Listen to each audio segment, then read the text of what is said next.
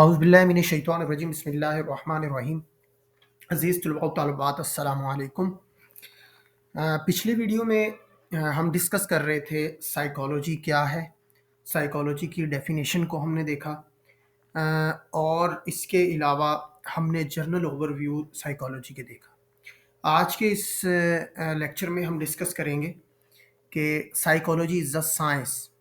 तो इसको साइंस क्यों समझा जाता है? तो इसको समझने से पहले सबसे पहले हम गौर फ़िक्र करते हैं साइंस पे कि साइंस एक्चुअली क्या है। तो इस साइकोलॉजी एक साइंस है। अज़ीज़ तलबा व तालिबात, नफ्सियात ने तरक्की करते करते एक साइंस का दर्जा इख्तियार कर लिया है।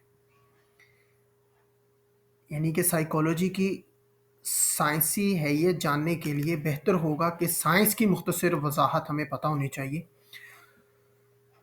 तो ये साइंस क्या है, इसके ऊपर मैं आपको थोड़ा सा ओवरव्यू देते चलूँ कि मशहूर रूसी कहावत है कि जिस चीज़ का वजूद ना हो वो साइंस नहीं हो सकती। रूसी की ये मशहूर कहावत है कि जिस चीज़ का वजूद ना हो वो साइंस नहीं हो सकती। इसी वजह से आम आदमी साइंस से मुराद मशीनें वगैरह लेता है और इसके नज़दीक साइंसदान वो होता है जो ऐनक लगाए, लंबा एप्रन पहने और मशीनों या लेबॉर्ट्रियों में काम करता है।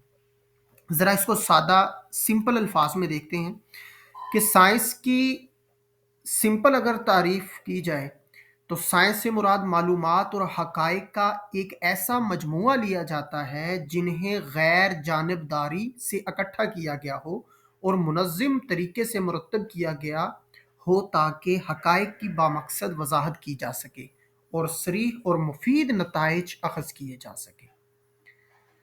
तो ये आपके सामने दो साइंस की सादा तारीफ़ें पेश की गई हैं। अब साइकोलॉजी को समझने की कोशिश करते हैं कि साइकोलॉजी क्या है। साइकोलॉजी का आगाज़ इल्मुल रूह की हैसियत से हुआ था और अब ये इल्म तबी साइंस की खालिस तजर्बाती शाख का दर्जा हासिल कर चुका है। नफ्सियात का तवील इर्तकाई सफ़र इस हकीकत की तरफ इशारा करता है कि मुख्तलिफ वक्तों में माहिरीन इसकी मुख्तलिफ अंदाज में तारीफ़ करते रहे हैं। और अज़ीज़ तलबा व तालिबात, अब ज़रा इसको हम फ़नी ज़ुबान में इसकी ज़रा तारीफ़ देखते हैं कि इसको टेक्निकल तरीके से साइंस की तारीफ़ क्या है। एक साइंसदान जब कोई मसला हल करना चाहता है तो इसके मुतल्लिक मुनासिब और माकूल हाइपोथेसिस कायम कर लेता है। फिर वो इन फर्जियों के मुतल्लिक अदाद व शुमार इकट्ठे करता है, इन्हें हकायक की रोशनी में रखता है, नामाकूल और गलत फर्जियों को रद्द कर देता है और माकूल और मुनासिब फर्जियों को यानी कि हाइपोथेसिस को मजीद फलने फूलने के मौके फराहम करता है और इस तरह वो आखिरकार इसबाब और नताइज के दरमियान ताल्लुक यानी कि रिलेशनशिप कायम कर लेता है और इस रिलेशनशिप के कायम करके मसले का हल दरियाफ्त करने में कामयाब हो जाता है। इसी तरीक़ेकार को साइंस कहा जाता है। यकीनन आपने मैट्रिक में 9th क्लास की साइंस में ये आपने साइंटिफिक मेथडोलॉजीज मेथड्स में आपने पढ़ा होगा, जिसमें मुख्तलिफ ये फेजेस आपने पढ़े होंगे, मफरूज़ा, हाइपोथेसिस, नज़रिया। तो ये उसी तरफ इशारा कर रहा है। अच्छा, इसमें वुडवर्थ इस हकीकत को यूं बयान करता है, एक साइंसदान है, एक साइकोलॉजिस्ट है, एक साइंटिस्ट ही कह लें कि कुदरत से किए जाने वाले सवाल को साइंस कहा जाता है कि ये क्या है, क्यों और कैसे है। यानी कि वुडवर्थ ने क्या कहा है कि कुदरत, हम कोई भी अल्लाह ताला कुदरत की बनाई हुई चीज़ों को देखते हैं तो हमारे दिमाग में जब कोई भी सवालात जनरेट हों कि ये क्या है, ये कैसे हो सकता है, ये कैसे हो गया, ठीक है ना, तो यानी से फिर उस दौरान जो हमारी माइंड में जो सवालात पैदा होते हैं तो वो जो है साइंस कहलाता है। यानी कि कुदरत से किए जाने वाले सवाल को साइंस कहा जाता है कि ये क्या है, क्यों और कैसे है। تو سائنس کی تعریف کو اگر مزید ہم دیکھیں تو ایسے بھی کیا جا سکتا ہے، سائنس کوئی نئی شے دریافت نہیں کرتی بلکہ جس حقیقت کو بیان کرتی ہے وہ پہلے سے موجود ہوتی ہے، لیکن انسان اس سے آگاہ نہیں ہوتا۔ اس طرح سائنس انڈیپینڈنٹ ویریبل کوانٹٹی اور ڈیپینڈنٹ ویریبل کوانٹٹی کے درمیان واضح ریلیشن شپ قائم کر کے اس پوشیدہ حقیقت سے پردہ اٹھاتی ہے جس سے انسان پہلے آگاہ نہیں ہوتا۔ تو میرے خیال میں اب جو ہے کسی حد تک آپ کو یہ کچھ نہ کچھ سمجھ میں آ گیا ہوگا کہ سائنس کیا ہے۔ اچھا، اسی طرح اب ذرا سائیکولوجی کو بھی دیکھتے ہیں، اور سائیکولوجی اور سائنس کا آپس میں ریلیشن شپ قائم کرنے کی کوشش کرتے ہیں۔ واٹسن جو ہے یہ بھی ایک سائیکولوجسٹ تھا۔ واٹسن نے سائیکولوجی کو ایک پیور سائنس کا درجہ دینے میں بڑا اہم کردار ادا کیا ہے۔ اس نے کہا ہے، بلکہ اس نے لکھا ہے کہ یا تو وہ سائیکولوجی کو ایک پیور معروضی سائنس بنا دے گا یا وہ اسے چھوڑ دے گا۔ تو ڈاکٹر واٹسن سائیکولوجسٹ نے اس کو بیان کرتے ہوئے یوں لکھا کہ سائیکولوجی کی طرف اشارہ ہے کہ سائیکولوجی جیسا کہ وہ اسے ایک کریکٹر کے طور پر دیکھتا ہے، نیچرل سائنس کی ایک پیور ایکسپیریمنٹل برانچ ہے، اور اس میں آبزرویشن باطنی کی اتنی ہی کم ضرورت ہوتی ہے جتنی کہ کیمیا اور یعنی کہ کیمسٹری اور فزکس میں ہوتی ہے۔ ٹھیک ہے، تو سائیکولوجی کی ڈیفینیشن ایسے ہے جیسے کسی معروضی سائنٹیفک اور تجرباتی کہا جاتا ہے کہ کیونکہ یہ تعریف نفسیات کو سائنسی انداز میں پیش کرتی ہے، اور نفسیات کی حیثیت اگر واقعی ایک تجرباتی سائنس کسی ہو تو پھر اس کو یوں بھی کہہ سکتے ہیں کہ سائیکولوجی وہ علم ہے جو زندہ نامیات کے قابل آبزرویشن خواص کا مطالعہ کرتا ہے، اور یہ علم سائنسی باطن بینی کو بھی مناسب اہمیت دیتا ہے۔ یہاں اب سوال یہ آتا ہے کہ باطن بینی سے کیا مراد ہے؟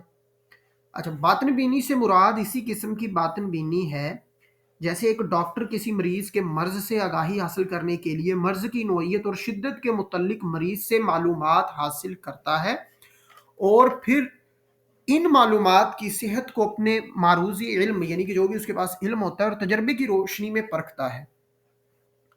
اور سائیکولوجی وہ علم ہے جو انسانی زندگی کے نفسیاتی پہلوؤں کو سائنسی طور پر زیر بحث لاتا ہے اور انسان کو درپیش مسائل کا حل تلاش کر کے انسان کی حقیقی خوشحالی میں اضافہ کرتا ہے۔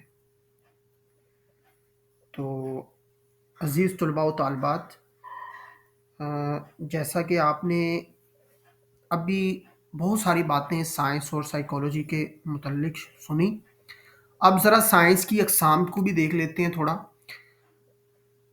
تمام علوم کو مجموعی حیثیت سے 3 گروہوں میں تقسیم کیا جا سکتا ہے۔ نمبر 1، طبی علوم، سماجی علوم اور حیاتیاتی علوم۔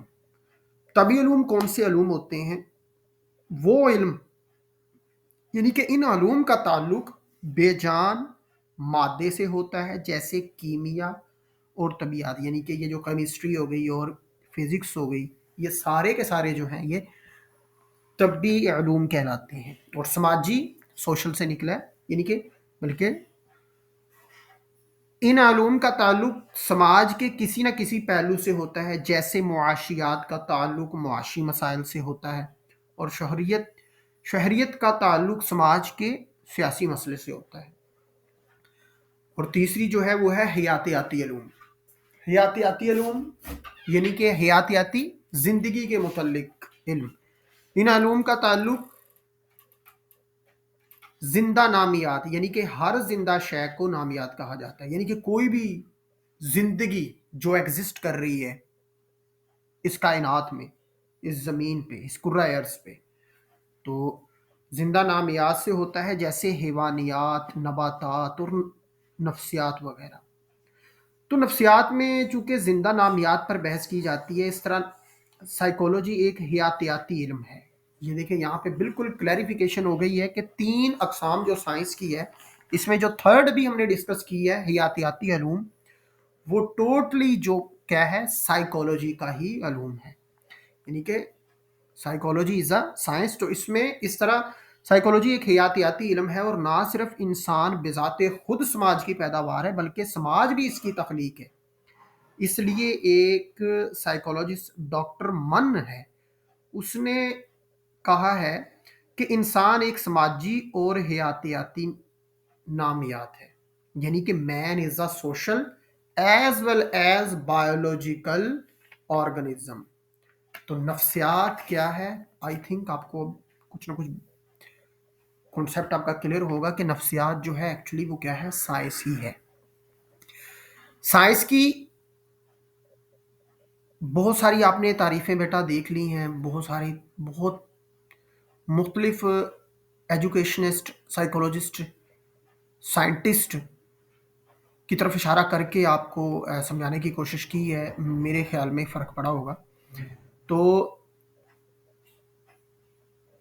سائنس کی سائیکالوجی پر بھی منطبق آتی ہے، کیونکہ ماہرین نفسیات یعنی کہ سائیکالوجسٹ کے نزدیک ہر زندہ شے کو نامیات کہا جاتا ہے، اور وہ فعالیتوں اور ان فعالیتوں کے پیدا کرنے والے واقعات، عوامل اور اسباب کے درمیان منظم اور بالترتیب تعلقات قائم کرنے کی کوشش کرتے ہیں، اس کی تشریح کرتے ہیں، پھر ان سے صریح نتائج اخذ کرتے ہیں.